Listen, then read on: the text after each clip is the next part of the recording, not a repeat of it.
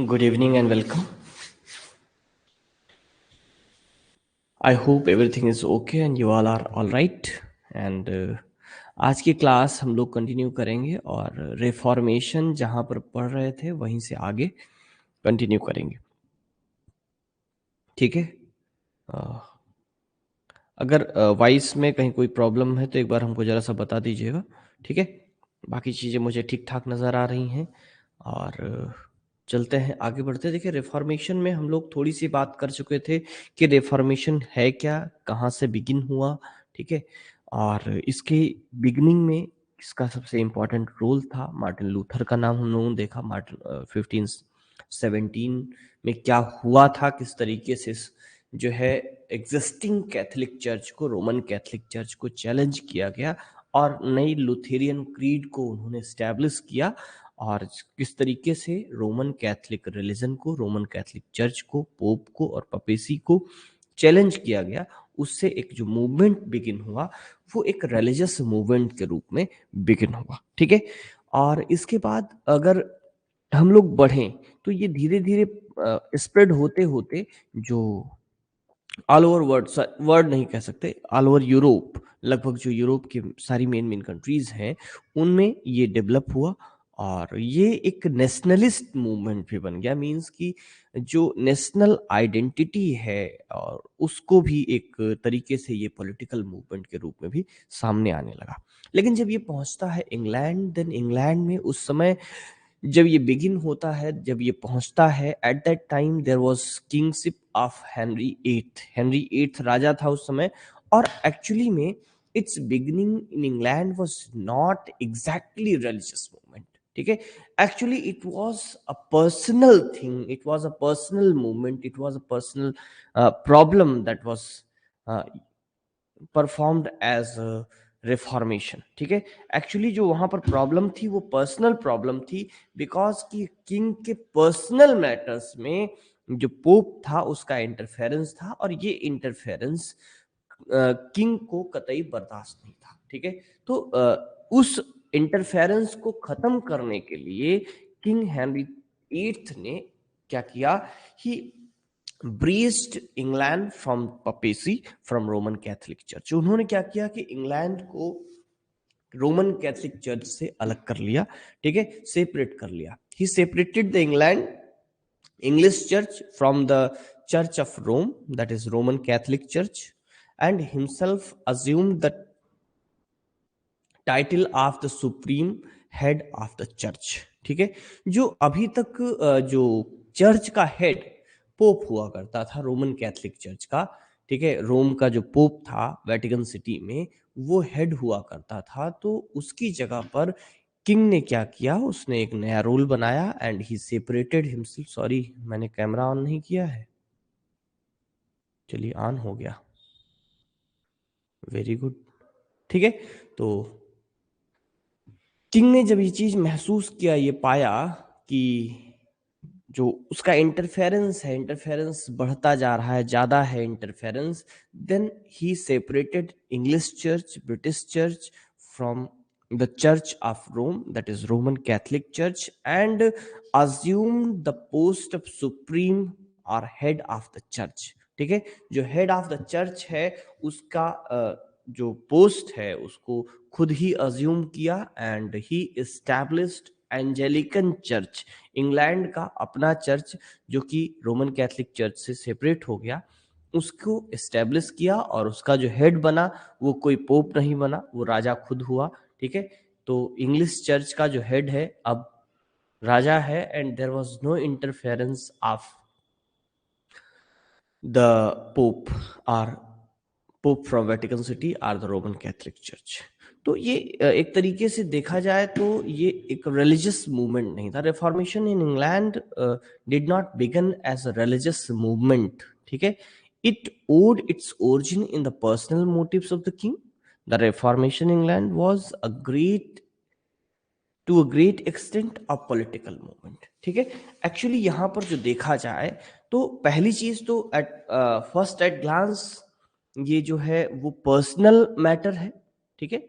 और latter thing is that it is a political movement, political matter, because की जो pope का interference था, उस पोप के इंटरफेरेंस को खत्म करने के लिए किंग ने क्या किया, जो हेड ऑफ द चर्च की पोस्ट थी उसको पोप से हटा दिया and he become himself the head of the church. तो एक तरीके से ये क्या हुआ, it becomes a political matter, political movement. इसमें जो जनता थी उसका इन्वॉल्वमेंट कम था, ठीक है, किंग का इन्वॉल्वमेंट ज्यादा था, ठीक है। और रिलीजियस मैटर में, रिलीजियस करप्शन के मैटर में ये एक तरीके का मूवमेंट नहीं था। तो इसको यहाँ पर हम लोग डायरेक्टली रिलीजियस मूवमेंट इंग्लैंड में नहीं देखा जा सकता। In England it can B assumed more political movement than a religious movement, because it begins with personal issues, personal problems with the pope, and problems that was aroused by the interference of pope in the personal matters of the king. King himself was against the pope and the Roman Catholic Church, and he separated himself and his church and his country from that, ठीक है। तो इस तरीके से उन्होंने जो है Roman Catholic church से अपने आप को अलग कर लिया। तो ये तो एक पहला मूव था, फर्स्ट मूव था, ठीक है। Second thing, the second move was the puritan move, ठीक है। दूसरा जो एक आगे डेवलप हुआ, that was the puritan term, ठीक है, इन रिफॉर्मेशन इन इंग्लैंड, ठीक है। रिफॉर्मेशन में जो दूसरा बड़ा काम हुआ, that was the puritan term, ठीक है, इन 16th एंड 17th सेंचुरी, जो जाकर के खत्म होता है 1660 में। लगभग आधी सेंचुरी तक ये प्योरिटन रूल रहा, ठीक। 16th सेंचुरी के 16th सेंचुरी क्या कहिए आप इसको, 17th सेंचुरी कहिए। 17th सेंचुरी के बिगिनिंग में, ठीक है, 17th सेंचुरी के बिगिनिंग में क्या हुआ कि जो प्योरिटन्स थे, puritan came in majority in the church, sorry in the parliament, ठीक है। पार्लियामेंट में जो प्योरिटन्स थे वो एक मेजॉरिटी में आ गए, ठीक। और मेजॉरिटी में आने के बाद उन्होंने अपना और अपने तरीके से रूल्स रेगुलेशंस को लागू करना स्टार्ट किया, ठीक। तो वो क्या चाहते थे, puritans wish to make religion simpler and less ceremonial was called a puritan, ठीक है। तो जो एक प्योरिटन डिमांड थी, वो रिलीजन को बहुत लेस सेरिमोनियल और सिंपल बनाना चाहते थे, because they believe that human being, not human being in general but Christians in particular, are the born sinners. This is the philosophy of Puritans, because they are son and daughters of Adam and Eve, who has committed a sin of eating the apple that was from the tree of knowledge, that was forbidden fruit। जो कि आपने अगर Milton का Paradise last पढ़ा हो तो paradise last की beginning ही यहीं से होती है, ठीक है। एंड दैट फॉरबिडन फ्रूट, ठीक। तो वो जो एक फॉरबिडन फ्रूट था गार्डन ऑफ ईडन में, जब first time Adam and ewe was created by the God and they were put in the garden of Eden for their amusement, and they were forbidden to eat fruit from the tree of knowledge। उनको उस tree of knowledge से fruits को खाने को मनाही थी, वो नहीं खा सकते थे, ठीक है। तो लेकिन जो सेटन था, सेटन ने ईव के कान भरे और finally they eat the tree, the fruit from the tree of knowledge, and that was the crime, that was the sin committed by Adam and Eve। So being the children of Adam and Eve, all the Christians in particular, ठीक है, they think the whole humanity, but we being an Indian, being a followers of Hindu religion, we cannot but generalize it, because we follow another philosophy। तो हम simply particularly कह सकते हैं that Christians are the son and daughter, means the children of Adam and Eve, and they are born sinners according to Puritan religion। So they thinks that we are not here for ceremony, for enjoyment, for entertainment. We are born sinner. We are here for repentance, for the betterment of our life. ठीक है, तो हम लोग means की जो human being है वो यहाँ पर एज पनिशमेंट आए हैं, तो उनको उस पनिशमेंट को एंजॉय करने का अधिकार नहीं है। They have no right for entertainment. So जैसे प्योरिटन्स आए उन्होंने थिएटर्स को क्लोज कर दिया, ठीक है, बहुत सारे रिस्ट्रिक्शंस लगा दिए। They make religion and life very simpler and not less ceremonial. ठीक है, तो जो प्योरिटन रिलीजन था, प्योरिटन्स हावी हो गए and finally in the year 1649 the existing king Charles first was executed, was beheaded on publicly, and the next government was formed in the leadership of Oliver Cromwell, that became the Lord Protector, and the government was formed as Commonwealth government or Puritan government। ठीक है, तब एक Puritan government या Commonwealth government form हुई। ठीक है,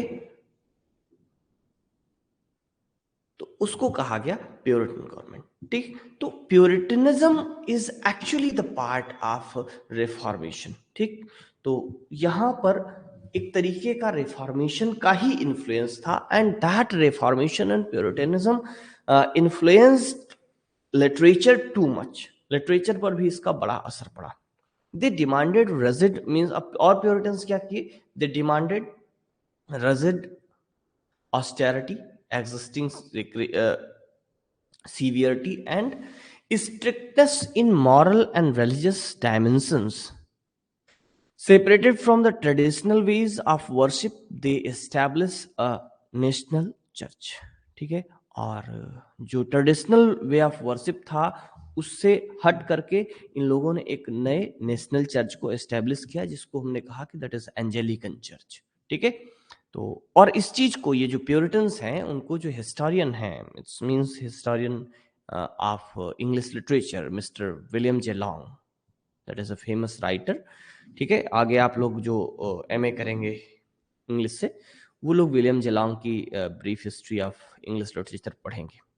ठीक है, तो उस बुक में इन्होंने एक ऑब्जर्वेशन दिया, उन्होंने लिखा that in its broadest sense Puritan movement may be regarded as a second and greater Renaissance।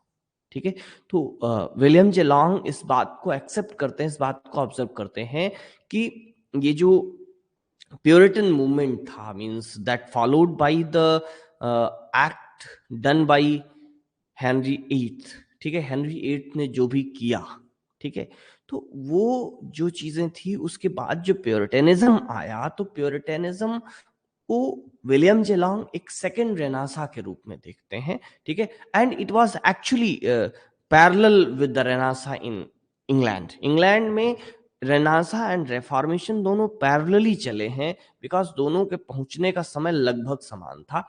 1500 के नियर में रेनासा पहुंचा, और उसी के बाद जैसे ही मतलब 1517 में मार्टिन लूथर ने किया, उसी के ठीक बाद की कंडीशंस थी। तो लगभग पैरेलल हैं दोनों, इंग्लैंड में दोनों पैरेलली चलते हैं। तो इसको जो है विलियम जे लॉन्ग एक सेकेंड रेनासा के रूप में देखते हैं। ठीक है, आगे कहते हैं a birth of moral nature of man following the intellectual awakening of Europe in the 15th and 16th century. ठीक है, तो इसको उन्होंने सेकेंड एंड ग्रेटर रेनासा के रूप में देखा है, and it is a rebirth of moral nature. तो पहला रेनासा क्या था, रिबर्थ ऑफ लर्निंग था, रिवाइवल ऑफ लर्निंग था, and it it can be seen as rebirth of moral nature of man. ठीक है, जो मॉरलिटी है, मॉरलिटी के रिबर्थ के रूप में विलियम जे लॉन्ग इसको देखते हैं, following the intellectual awakening of Europe. ठीक है, इसी के साथ साथ क्या हुआ था, एक इंटेलेक्चुअल अवेकनिंग भी हुई थी in the 15th and 16th century Europe. It aimed to make man honest and to make them free. ठीक है, और इसका जो एम था प्योरिटेनिज्म का, प्योरिटन मूवमेंट का, that was aim to make human being honest and free. ठीक है, तो ये एक चीज यहां पर देखने को मिलती है। आगे बढ़ेंगे। Next thing is that reformation as the product as well as reaction against the Renaissance. ठीक है, तो this reformation can be seen as both product of the Renaissance and a reaction against the Renaissance. Both things are actually contradictory. This statement is contradictory in itself. How one same thing can be the product of one thing and the reaction against the one thing? But it is.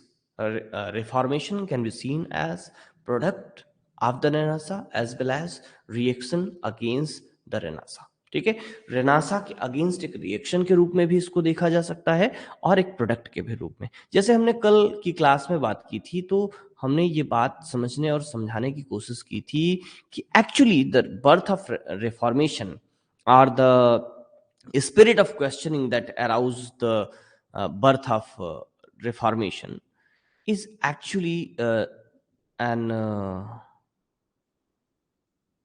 is actually a quality of the Renaissance. ठीक है, जो spirit of questioning है, किसी चीज को नए सिरे से सोचना, लॉजिकली सोचना, reasoning and logic and spirit of questioning, that was due to the renaissance movement. ठीक है, रेनासा की वजह से ये जो स्पिरिट आई, that leads Martin Luther to question the authority, to question the church, to question the hypocrisies and corruption of the church and churchmen, priest and other clergies. ठीक है, जो कैथोलिक चर्च था, जो चर्च के लोग थे, उनका जो करप्शन था उसको चेक करने, उस पर रीजनिंग और लॉजिक लगाने और उस पर क्वेश्चन करने का जो एक स्पिरिट आया इन मार्टिन लूथर इन 1517, तो वो कहां से आया? That is actually the effect of the renaissance. And after that, when it reached England, it was a parallel thing with the Renaissance. And here it can be observed as a reaction against Renaissance. Renaissance was actually not a moral thing, but not religious, but Renaissance is moral as well as religious both. ठीक है, it has concern with religion, it has concern with Bible, it has concern with the morality. That's why this is a moral censor of the Renaissance. ठीक है, तो this is a product as well as reaction against the Renaissance. ठीक है, आगे बात करेंगे. What effect it has on the impact of the Reformation on English literature. ठीक है, इंग्लिश लिटरेचर पर या उस टाइम के ददन लिटरेचर पर रेनासा का इम्पैक्ट क्या पड़ा, उस पर चर्चा करनी है. ठीक है, अच्छा एक चीज हमको जरा बताइएगा, किसी ने आज कोई जो मैसेज किया नहीं है या फिर कोई मैसेज मेरे पास तक आ नहीं रहा है? जरा सा एक बात कंफर्म करिएगा. ठीक है, क्योंकि अगर ऐसा हो तो मतलब कहीं ऐसा नहीं कि आपने कुछ लिखा चैट में और हमको दिखा नहीं. ठीक है, मैं खुद ही एक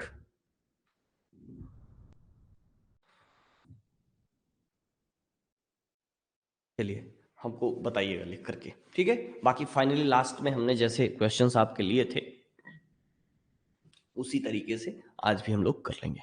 the impact of the renaissance on English literature. English अच्छा किया नहीं, ओके ओके थैंक यू, ठीक कोई दिक्कत नहीं. ठीक है, अब impact of the renaissance on English literature. ठीक है, जैसे रेनासा का जैसा इफेक्ट पड़ा था लिटरेचर पर, in the same way the Renaissance, the Reformation also has deep impact on literature of the time. ठीक है, for example you can see its impact as religious work, that is in the form of poetry, prose and drama. In all the fields it has a great effect on the literature. ठीक है, सभी genres में, सभी forms में इसका एक बड़ा effect देखने को मिलता है. ठीक है, तो सबसे पहले अगर हम लोग बात करें तो we have Spenser's Faerie Queene. ठीक है, तो हम लोगों के पास एक वर्क है स्पेंसर का Faerie queen, that can be seen as religious allegory and it is an epic and is actually can be seen as the effect of the Reformation and the Puritanism. तो इसको एक reformation को के effect के रूप में हम लोग देख सकते हैं। जो स्पेंसर का फेरी क्वीन है, Spenser's Faerie Queene is actually an epic that is related to religious matters. In the Fairy Queen, there are 12. The writer Spencer has planned 12 books. Actually, it is an incomplete work. ठीक है, एक incomplete work है, पूरा complete नहीं है। तो इसको इसमें माना यह जाता है कि जो राइटर है उसने इसको प्लान किया था 12 बुक्स। ठीक है, और every book has at least one character. ठीक है, कम से कम एक नाइट था उसमें, that is the protagonist is night. ठीक है, तो वो उसमें हर एक बुक में एक प्रोटैगनिस्ट है जो कि एक नाइट है। नाइट का मतलब सोल्जर जैसा होता है, नाइट, KNIGHT, नाइट। ठीक है, तो वो हर एक में है and has moral things, has religious impact in the form of allegory. Means every knight represents some vices and virtues, every character represents some vices and virtues, and they have some task to perform in each book. For example, the first book of the Fairy Queen deals with the character, the protagonist, Red Cross Knight, and he has the task of searching the parents of a lady named Una. ठीक है, वहां पर एक lady है जिसका नाम है Una, and this red cross knight is actually the symbol of truth, and he has to search the parents of Lady Una, and finally as reward he has win the Una's hand in marriage. ठीक है, finally उसको जो reward मिला था वो उसकी शादी उना से हो गई, ये उसका रिवार्ड था। तो इसी तरीके से इन तो 6.5 बुक्स कंप्लीट हैं इसकी। तो हर एक बुक में एक एक नाइट है, वो किसी न किसी वाइस एंड वर्च्यूज को प्रेजेंट करते हैं, दे हैव सम टास्क। ठीक है, तो this is an allegory as well as a religious work, an epic which has impact of the Reformation. Not only Reformation, it has also the impact of the Renaissance. That's why Spencer has been called the child of Renaissance as well as the Reformation. ठीक है, दोनों का impact इसके ऊपर दिखाई देता है। ठीक, रेनासा और रेफॉर्मेशन दोनों ही जो चीजें हैं वो स्पेंसर के वर्क में दिखाई देती हैं। दोनों का ही इम्पैक्ट जो है इनके वर्क्स में देखने को मिलता है। ये तो पहला है पोएट्री में। Thereafter you will find Milton, John Milton's famous epic that is Paradise Lost, जिसकी भी हमने थोड़ी सी बिगिनिंग में चर्चा की। And this Paradise Lost also have deep impact of the reformation, इस पर भी है।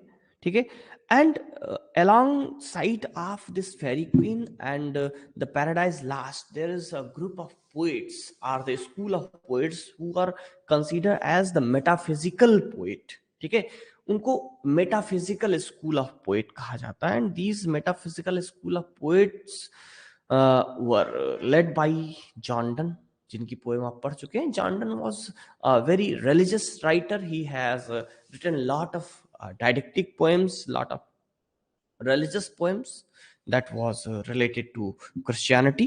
ठीक है, तो ये थे, और इनके साथ साथ जो और भी मेटाफिजिकल पोइट्स थे उन सभी पर इम्पैक्ट रिफॉर्मेशन का देखने को मिलता है। Apart from this, if we move to place drama, then we have William Shakespeare.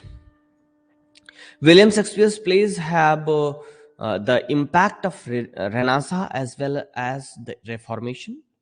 Several of his plays has depicted the vices and virtues of human being as character, and this representation of vices and virtues and even some corruptions of the clergies and religious men. For example, in Shakespeare's Measure for Measure, Shakespeare का एक famous play है Measure for Measure. In this Measure for Measure there is a corrupt clergy. ठीक है, एक corrupt clergy है, उसका representation है. इसी तरीके से lot of plays has presented lot of vices and virtues of human being as character. तो वहां पर इसको प्रेजेंटेशन है. And this is the impact of reformation. And along with this reformation, William Shakespeare has the impact of the Renaissance also on his plays. अपने pledge पर, यानी कि Shakespeare के प्लेज पर रेनासा का जो एक इम्पैक्ट है वो देखने को मिलता है. Apart from William Shakespeare, we have Ben Jonson. Ben Jonson has a good impact of the Reformation on his plays. His most of plays and especially comedies and tragedies has presented lot of vices and virtues of human being, and this is the impact of the Reformation. He has written lot of allegorical dramas, just like uh, every man in his humor and every man out of his humor. ठीक है, and the Epicene, the Alchemist, all these plays have presented the vices and virtues and moral conditions of human being, and all these things are actually the influence of the Renaissance, and it can be seen as the influence of the, sorry, not Renaissance but Reformation. It can be seen as the influence of the Reformation. ठीक है, clear. आगे बढ़ेंगे, drama से आगे बढ़ें. Then in prose we find lot of translations of the Bible. ठीक है, the Bible was translated from its Latin version by Wycliffe and from original Hebrew and Greek by Tyndale. And Tyndale's version of the Bible was completed by Miles Coverdale in 1535. 1535 में miles Coverdale ने, जो Tyndale ने old testament को अकेले translate करके छोड़ दिया था, उस ट्रांसलेशन को कंप्लीट किया माइल्स कवरडेल ने और उसको पब्लिश किया गया 1535 में. That is and apart from this, Wycliffe has also translated Latin version of the Bible into English, and these translations lead to the publication of an authentic version of the Bible that was published in 1611. That is known as AV, Authentic Version of Bible, that was published in 1611. It was initiated by the then King James the first of England. ठीक है, जो king James first था उस समय का, उसने एक initiation लिया कि उसने एक authentic version of Bible publish कराने का डिसीजन लिया. And finally lot of translators were employed to the work, and in 1611 an authentic version of Bible was published that was known as AV, Authentic Version of Bible. ठीक है, and apart from this, lot of prose works, just like John Bunyan's Pilgrim's Progress. ठीक है, John बनियन का pilgrims progress, आपको उसकी कहानी हमने previous classes में सुनाई थी एलिगरी पढ़ाते समय. तो this is also religious work that shows the lot of impact of the Reformation. ठीक है, तो moral things and Puritan things, that is the impact of the Reformation. इसके अलावा the Book of Common Prayers that was published in year 1649, the first Book of Common Prayers that was published in 1649 in the reign of 1549. okay, in the reign of Queen Mary the first. ठीक है, queen मेरी के time में the first book of common prayer was published. तो ये भी एक impact of the reformation है. And apart from all those things, the pamphlets of John Milton also can be seen as the impact of the Reformation. ठीक है, जो John Milton के pamphlets हैं, specially the one which was written on the divorce, ठीक है, that have a lot of impact of the Reformation on these literature. So in this way we can consider the Reformation having a lot of impact, great impact on the literature of the time. ठीक है, उस समय का जो literature था उस पर एक बड़ा इम्पैक्ट जो इसका देखने को मिलता है वो यहाँ पर हम लोग देख सकते हैं। सभी जॉनराज में, सभी फॉर्म्स में रिफॉर्मेशन का इम्पैक्ट लाइक रेनासा आपको देखने को मिलता है।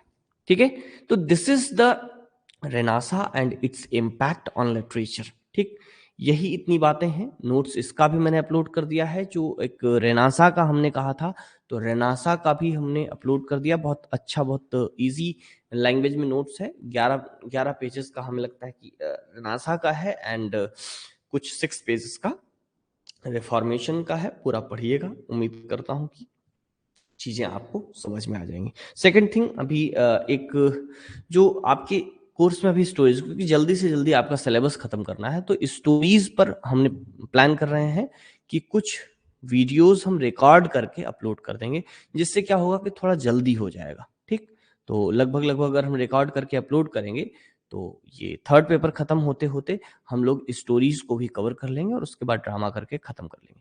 क्योंकि हम लाइव उसको इसलिए नहीं कर सकते कि यहाँ पर थोड़ा सा लाइट की टाइमिंग का प्रॉब्लम, 24 आवर लाइट यहाँ नहीं रहती, तो पता लगे कि, और कुछ निश्चित भी नहीं है कि किस टाइम रहेगी, किस टाइम चली जाएगी।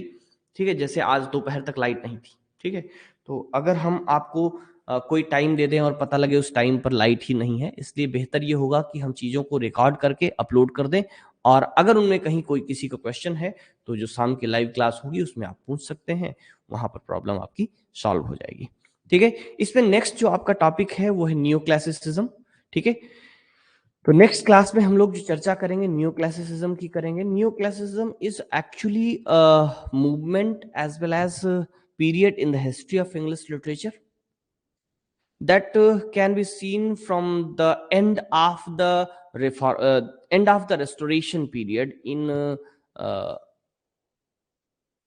1700, or we can consider this time from the end of the प्योरिटेनिज्म।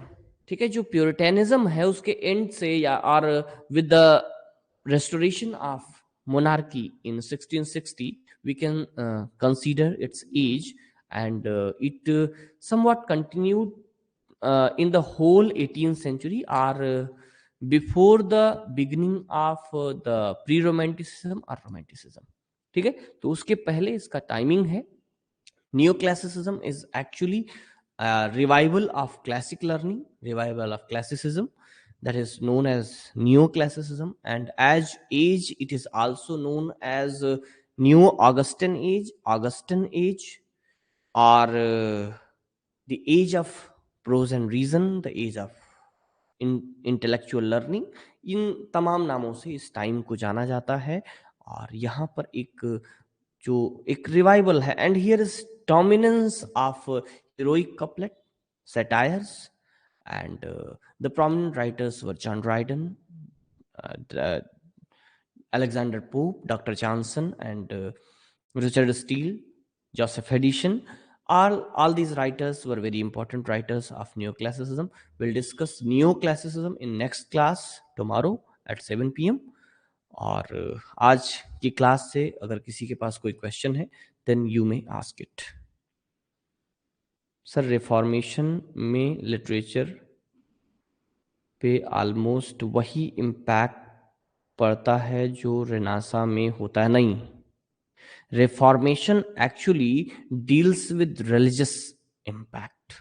ठीक है, जितने भी एग्जाम्पल हमने दिए हैं उनमें कहीं ना कहीं से रिलीजन इन्वॉल्व है। चाहे फेरी क्वीन हो, Faerie Queene is known as Christian allegory. John Milton का Paradise Lost is a Christian epic that deals with the story of the Bible and the sin done by a human being and the story of Jesus Christ.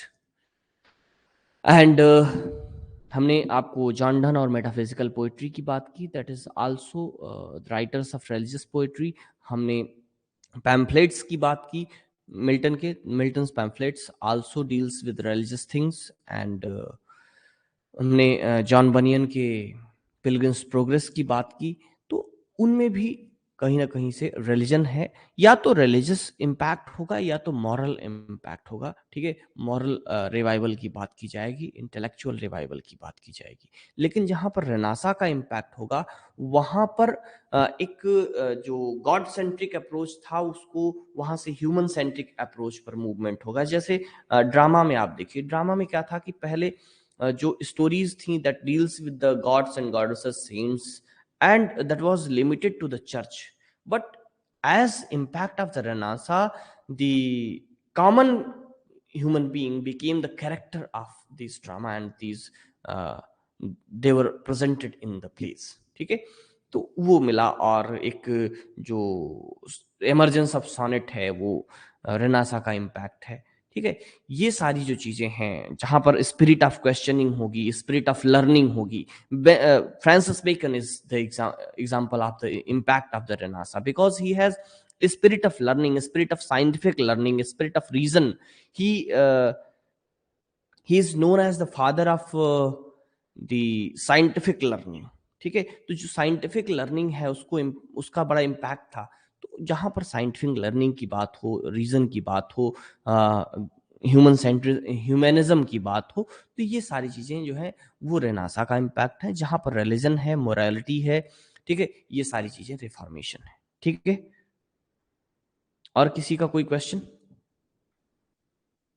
मैं hand raise का option कर रहा हूं, अगर आपके पास कोई question है then आप हैंड रेज पर क्लिक कर दीजिए ताकि हम इंतजार करें आपके क्वेश्चन का। अदरवाइज हम लोग सेशन को एंड कर सकते हैं। अच्छा, 2 क्वेश्चन, बहुत बढ़िया। Sir please briefly explain the history of British English literature. अच्छा, ब्रिटिश इंग्लिश लिटरेचर में देखो, हिस्ट्री तो हम लोग कई बार डिस्कस कर चुके हैं, और पीछे एक दो वीडियोस हैं फर्स्ट सेमेस्टर के, ठीक है, उसको देख लेना। उसमें ब्रीफ में हिस्ट्री हमने डिस्कस कर दी है, ठीक है। वहां पर वो हिस्ट्री है, उसको देख लो, सिंपल सा है, कोई दिक्कत नहीं। आपके मतलब भर की जितनी हिस्ट्री है उसको हम आपके टॉपिक्स के साथ डिस्कस करते चल रहे हैं, ठीक है। पूरी हिस्ट्री देखनी है तो वहाँ फर्स्ट सेमेस्टर का एक दो वीडियोस हैं, एक नहीं 4 वीडियोस हैं, उनमें आप देख लीजिए तो आपको पता चल जाएगा, ठीक है। क्योंकि इतनी छोटी सी चीज नहीं है कि 10 मिनट में उसको एक्सप्लेन कर दिया जाए, तो टाइम टेकिंग है, इसलिए वो रिकॉर्डेड में पड़ा हुआ है, उसको आप देख सकते हैं। मार्लो के वर्क डॉक्टर फास्टस को भी इम्पैक्ट ऑफ रिफॉर्मेशन कह सकते हैं, बिल्कुल कह सकते हैं। There is impact of reformation as well as renaissance, दोनों का इम्पैक्ट है मार्लो पर, ठीक है। तो रेनासा का भी इम्पैक्ट में आप लिख सकते हैं मार्लो को, और रिफॉर्मेशन के इम्पैक्ट में भी लिख सकते हैं मार्लो को, ठीक है। और किसी का कोई question? If you have any question just click on the raise hand, ठीक है।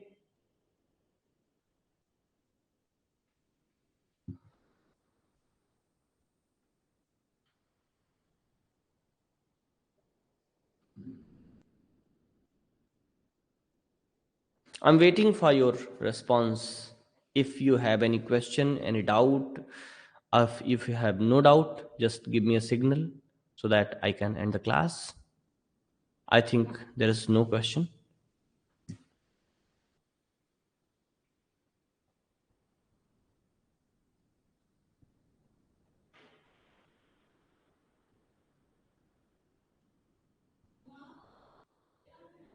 Okay, thank you.